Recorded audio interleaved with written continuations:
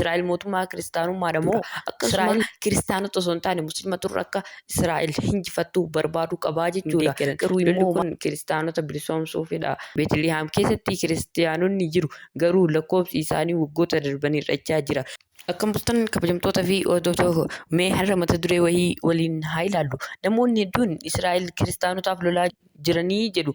Gariin ammoo raajii macaafa raawwatamaa jira jedhu. Garuu dhugaan maali? Israa'el mootummaa kiristaanummaadha moo Israa'el mootummaa maalidha? Israa'el biyya dimokiraasiidha. Seeraan biyya Yihuudootaa jedhamee waamamu.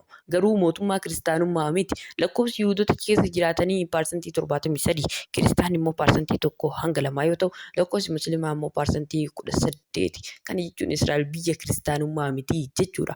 Akkasuma kiristaanota osoo hin taane musliimatu akka Israa'el hinjifattu barbaaduu qabaa jechuudha. Garuu immoo maaliif kiristaanonni tokko Israa'el deeggaru yaada jedhuuf kiristaanonni gariin addatti inveenjilikaal waadaa Abrahaam waliin wal qabsiisanii yaadu.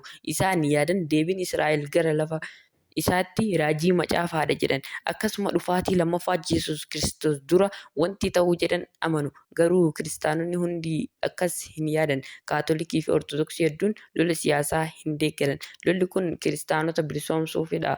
Dhugaan jiru lolli kun siyaasa lafaa fi nageenya irratti hundaa'edha. Amantii qofa miti. Kiristaanonni Israa'elii fi Filistiin lamaan keessatti xiqqoodha. Fakkeenyaaf Beetlihaam keessatti kiristaanonni jiru garuu lakkoofsi isaanii waggoota darbanii hir'achaa jira. Israa'el mootummaa kiristaanummaa miti. Kiristaanonni hundi Israa'el hin deeggaran. Lolli kun amantii qofa osoo hin taane siyaasaa fi lola irratti hundaa'edha. Galatoomaa ulfaadha. Viidiyoon kun yoo isinitti tole sabiskiraayib godhuu akka hin daganne galatoomaa isiniin jedha. Waadaa dhugaati.